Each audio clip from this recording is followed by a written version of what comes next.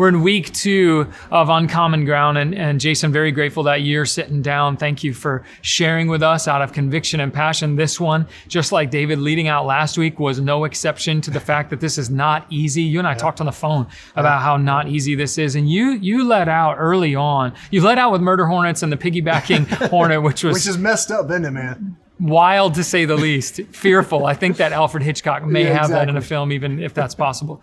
But you then you talked about your concern seeing, you said, deep division forming in the fabric of our communities.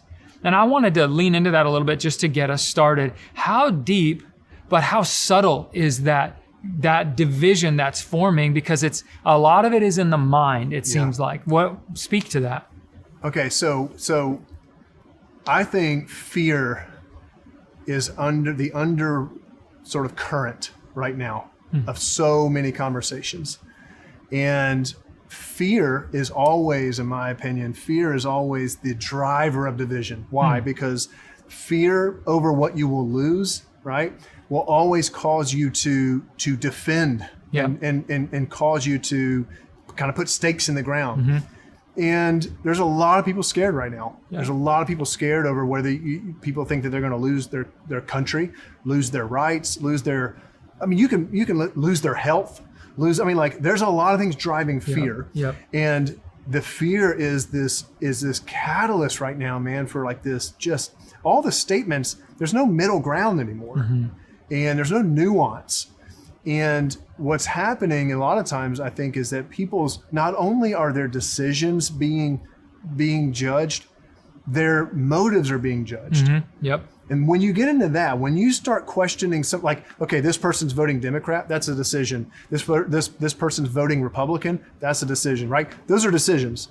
And it's when you begin to go, so they must be this kind of person, or they must be that kind of, that's when you get into really dangerous territory from a division standpoint. And now you can't have conversations about help me understand, because it's about character and all that. So all that to say, that is underneath so much right now that is very concerning. Yeah, you and I talked about it. I want to lean into this a little bit because of what you just said, and what's feeding the fear is a question I want to ask for a second.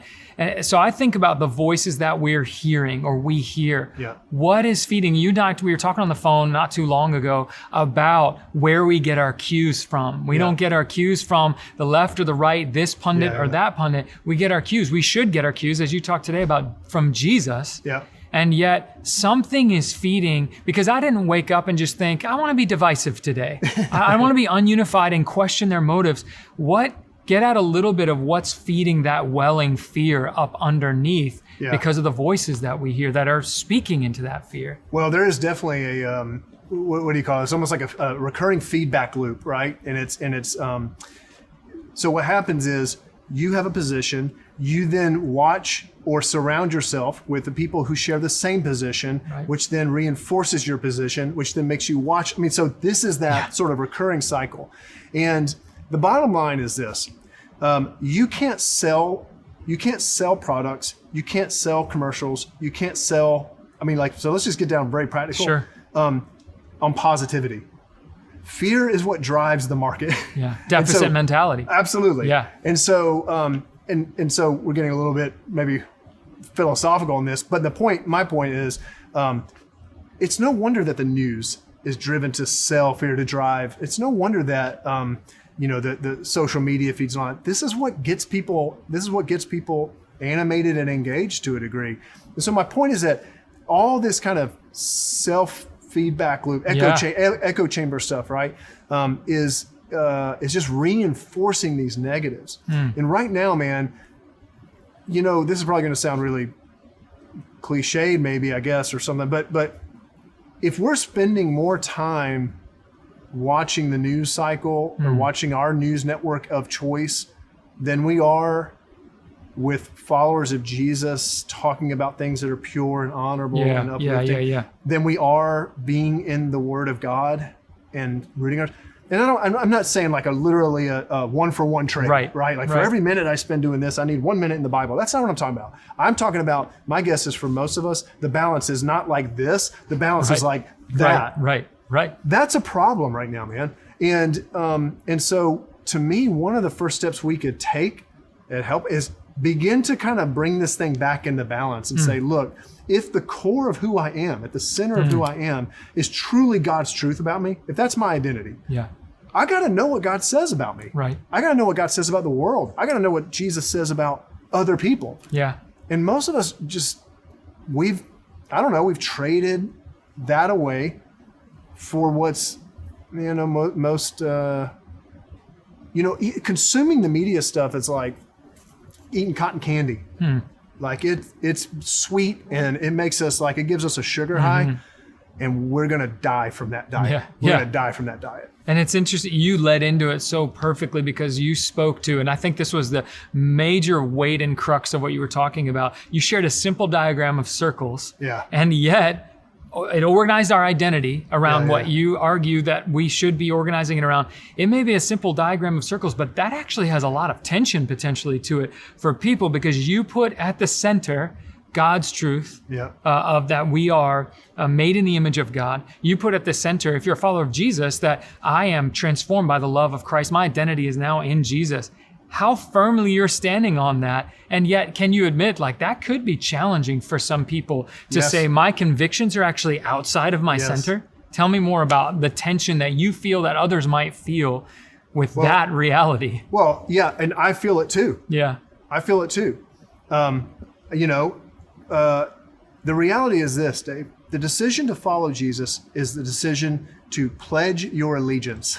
Yeah, you use that term. Even I did use that term because, and that wasn't. I'm not trying to say that about a flag or anything. Yeah. I'm more just trying to say that's a good word. That's a good way of saying it. Yeah. Jesus is saying, if you want to follow me, I'm asking you to give me your allegiance above your family, above your work, above everything, above your political party, above your nationality. Yeah. Yes, that's deeply challenging, incredibly challenging. But I think part of what I was trying to say today is it's not that those things go away. It's not that those things don't matter. Right. It's just when we put them in this under the service of Jesus, or when they find their place under our truest identity, all of a sudden they're a part of who we are, but they don't define who we are.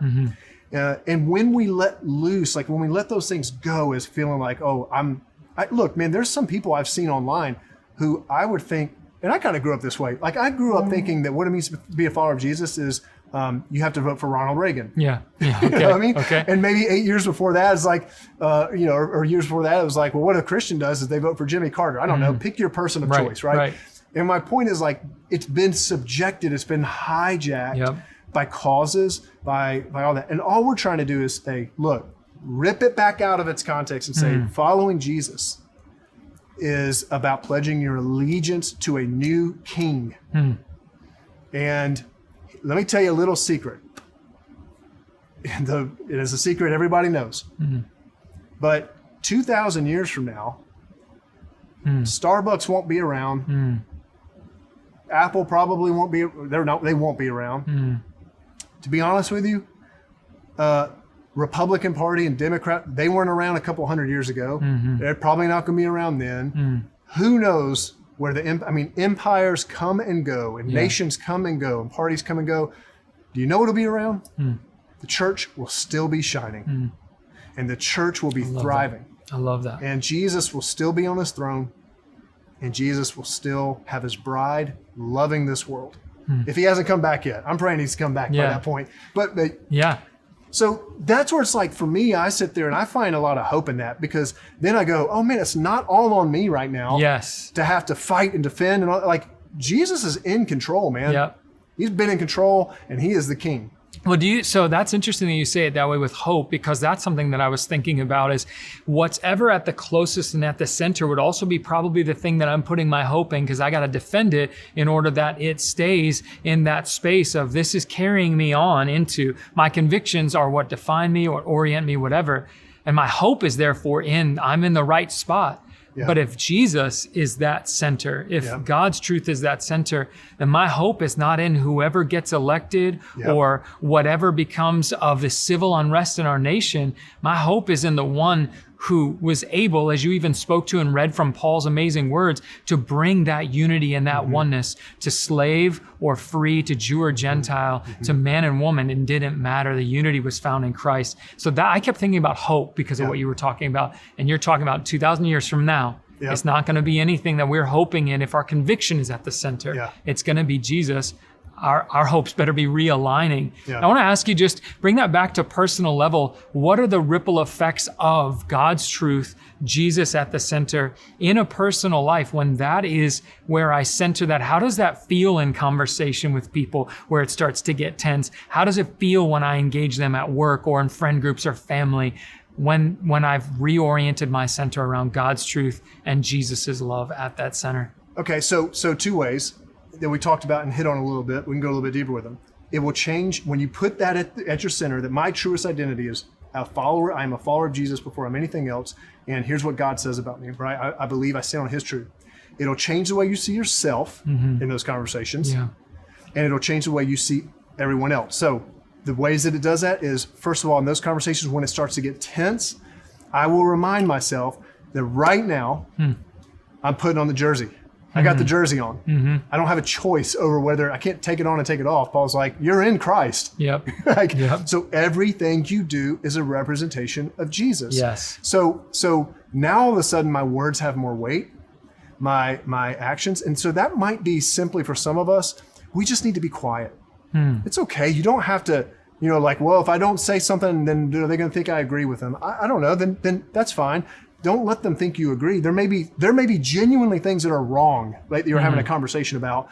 So we're not saying, again, that you can't have convictions, you can't have stance. No, that's not what we're saying at all. We're just saying hold those things in their proper place as far as identity goes, and realize that everything you do, you are representing Jesus. You're wearing the jersey, okay? So that's one. The other is in the middle of those conversations to remind yourself that not only does that identity change how you see yourself, you're wearing the jersey, it also changes the way I see that person. Yeah. And it doesn't matter how diametrically opposed you may be on the political spectrum, on the race issue spectrum, or whatever it might be, they are the object of God's love. Yeah. They are relentlessly, passionately loved by God. That ought to affect how we treat them. Yep. And that may be simply, okay, I don't like them. That's okay. You don't have to like, we're talking about something deeper, but you know what? Pray for them then. Yeah. If that's the only thing you can do. Yeah. And if you really want a test of your heart about how aligned and in tune your heart is for someone else, just ask yourself this: can I pray that God would bless them? Yeah.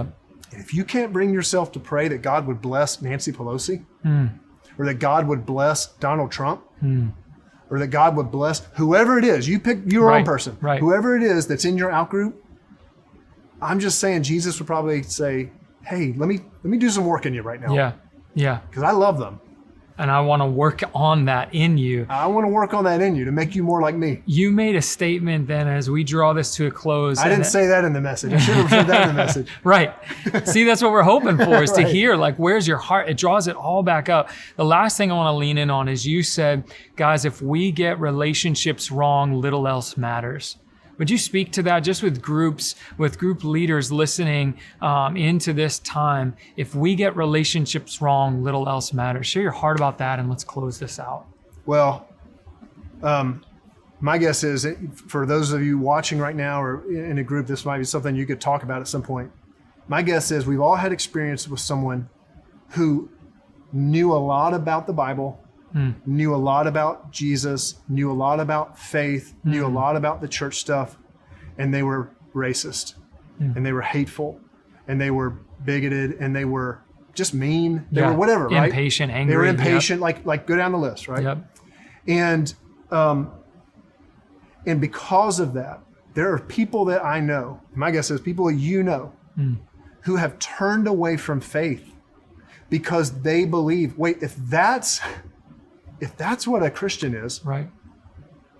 Why I can't go there, right? And you know what? I think Jesus would say, I don't blame you. And that was never the intention. And so the reason I said that if we don't get relationships right, little else matters, is because relationships and how we treat it is the ethical credibility of the gospel.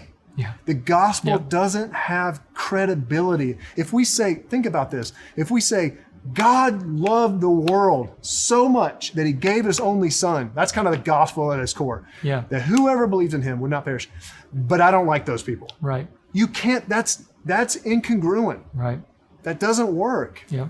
And so, and Jesus, as he often did so brilliantly, made it also so simple when he said, love God and love others.